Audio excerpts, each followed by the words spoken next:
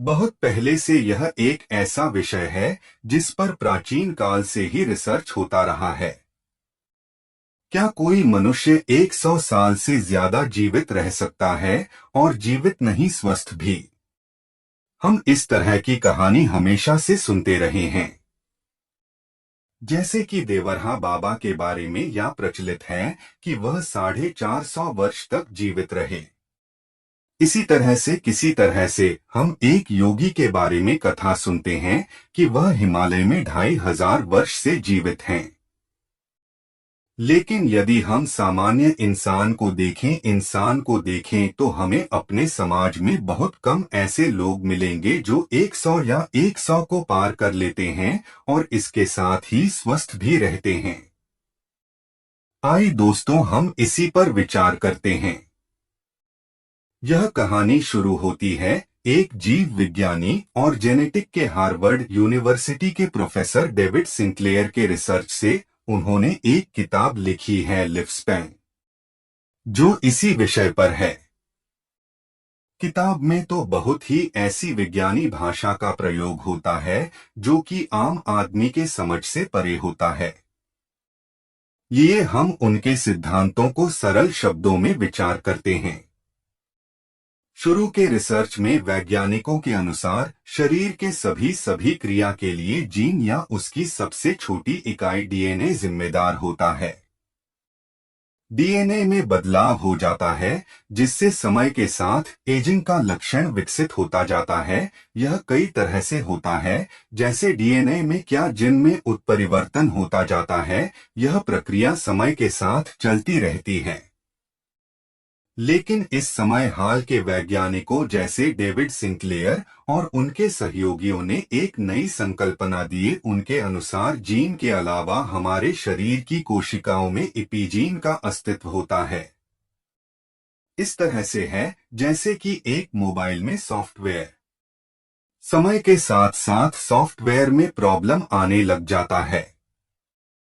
जब हम इसे अपडेट कर देते हैं तो मोबाइल ठीक से काम करने लग जाता है। इसी तरह से सेल्स में एपीजीन होता है। कुल मिलाकर आजकल का आराम तलब जिंदगी, जिसमें जरूर से ज्यादा कैलोरी लेना, व्यायाम न करना और अनहेल्दी हैबिट धूम्रपान का सेवन करना हमारे इस एपीजीन की सक्रियता को कम कर देते हैं, जिससे हमारे अंदर समय से पहले कमजोरी, बीमारी और अंत में बुढ़ापा का लक्षण विकसित होता जाता है। लेकिन इस समय हाल के वैज्ञानिकों जैसे डेविड सिंक्लेयर और उनके सहयोगियों ने एक नई संकल्पना दिया है। उनके अनुसार जीन के अलावा हमारे शरीर की कोशिकाओं में एपीजीन का अस्तित्व होता है और इस उपजीन में बदलाव करके अपने जीवन में रिवर्स एजिंग कर सकते हैं।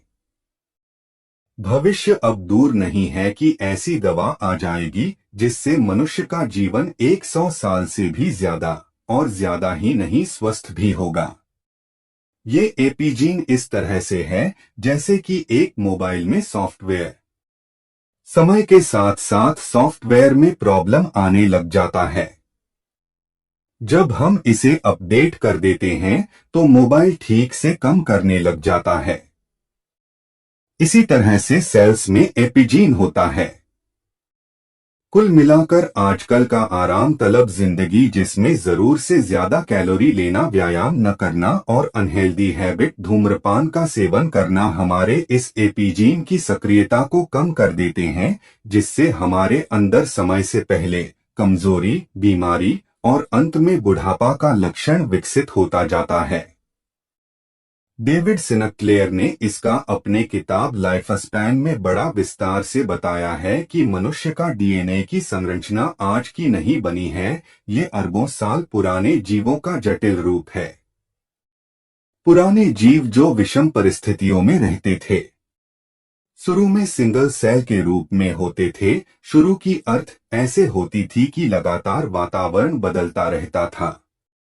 विषम परिस्थितियों में जैसे महासागर है, इसमें अनेक एक कोशीय जीव हैं। अचानक से महासागर सूख गया। अब यदि ये जीव लगातार रिप्रोडक्शन करके अपनी एक कोशिकीय सेल्स की सारी प्रक्रियाएं करते रहते, जो कि पूरी तरह से डीएनए पर निर्भर करता है, तो सारे जीव खत्म हो जाते। ऐसे टाइम पर एपिजिन उन्हें स्विच ऑफ कर देता था। यदि डीएनए में विषम परिस्थितियों में क्षति हो जाता था, तो वे उसका मरम्मत करके और सेल के चारों ओर एक कठोर लेयर बना देते थे। फिर अनुकूल वातावरण आने पर फिर से दोबारा से जीवित हो जाता था। ऐसा आजकल मिलने वाले एक कोशिक जीव जैसे कि अमीबा में ऐसे ही होता है।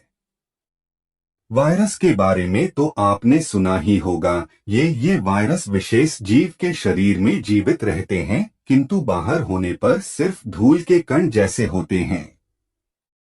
ये वास्तव में सबसे प्राचीन जीव जैसे ही थे। ये सभी जीवों के पूर्वज हैं। इस समय के रिसर्च में ये बात आई है कि कम भोजन ग्रहण करना, एक अंतराल के बाद उपवास से व्यायाम, योग आदि से एपिजिन का सॉफ्टवेयर अपडेट हो जाता है, जिससे ये सेल्स को दोबारा से रिनोवेट कर देता है और इंसान ज्यादा समय तक युवा दिखता है।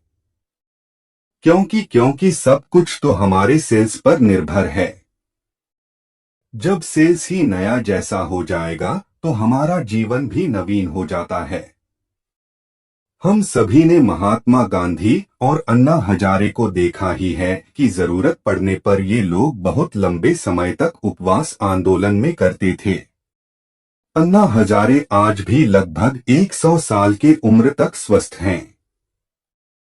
इसका जिक्र हिंदू धर्म में उपवास व्रत में है।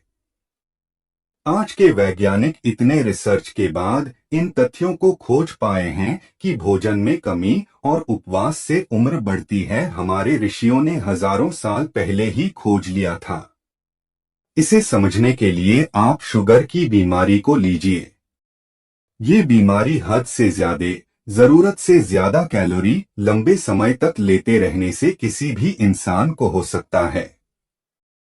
आजकल के रिसर्च में यही बात कही गई है, कम भोजन से इंसान कभी नहीं मरता है। इंसान हमेशा जरूरत से ज्यादा भोजन या कैलोरी लेने से मरता है। यदि इसके साथ अन्य फैक्टर सही हो, जैसे कि यदि वह मानसिक तनाव से मुक्त है, तो उसकी आयु और ज्यादा बढ़ जाती है।